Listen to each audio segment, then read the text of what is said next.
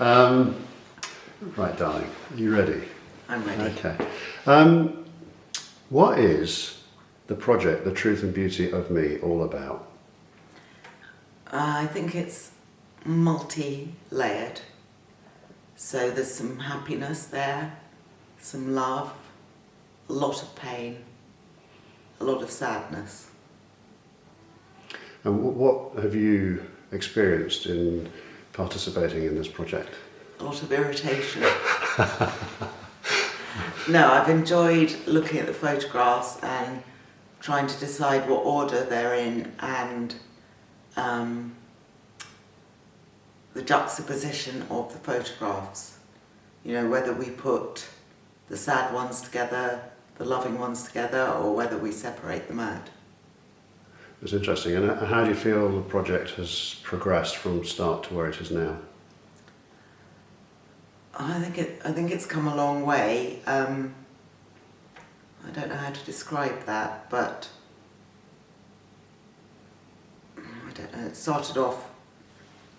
How did it start off? I can't remember. But I think you've taken more and more powerful images, particularly of pain and sadness. I mean, the photograph that really sticks in my mind is the one of you crying, but also the ones of us kissing and hugging, the most important ones to me.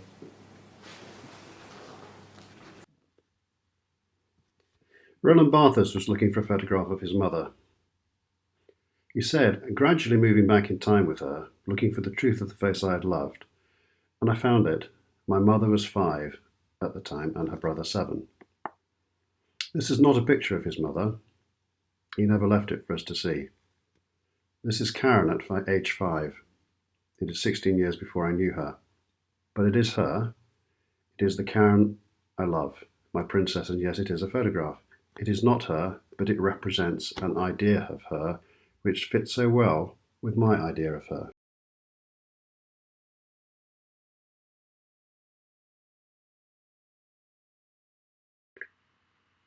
My project, The Truth and Beauty of Me, is developing so many layers. I've moved on from focusing on the deep pain inside me to showing a more complete idea of me that does have pain, but is also defiant, and is surrounded by love, beauty, and magic moments of pure happiness. Opposing forces are at work, pushing hard against each other. I am strong and weak, happy and sad, crying and laughing, all in the same day. Cristina Nunez runs a portrait experience workshop where she is seeking to create art from scripted self-portraits.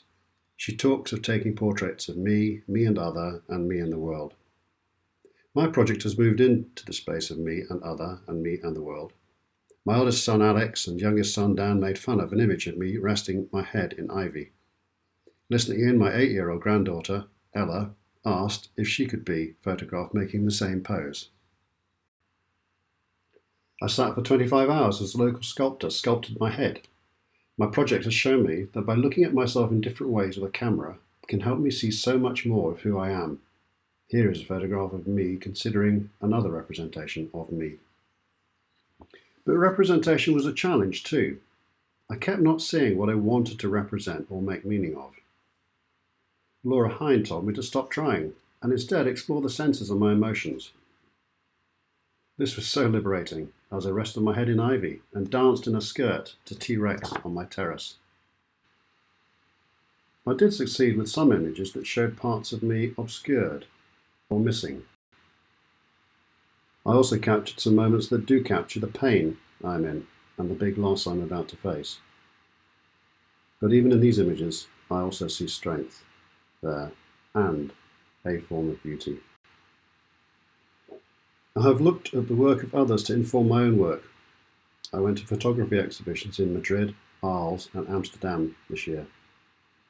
The work of Mohamed Modisakeng interested me in Amsterdam. It got me thinking about scripting, staging and lighting as mechanisms of representation.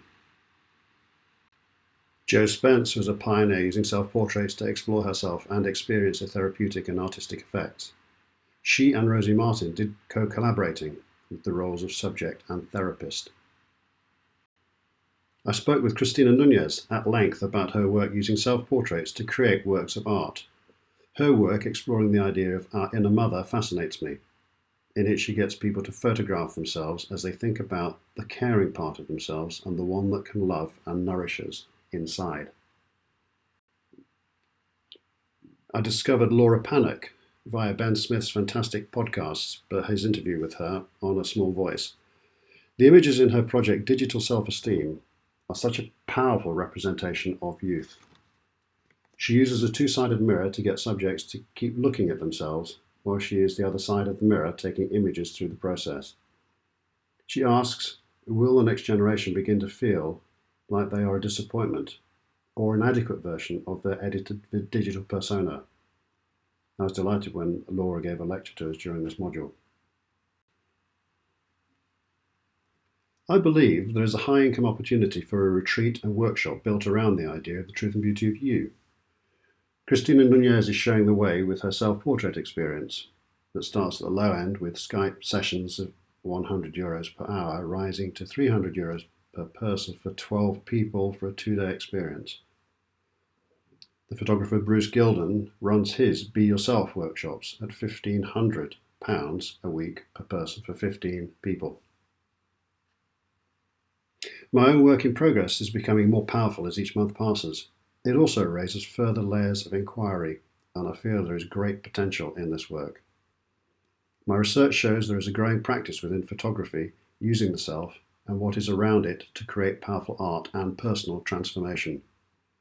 I foresee a photo book for my own work in The Truth and Beauty of Me, and will develop the idea of a retreat for people to explore the truth and beauty of you.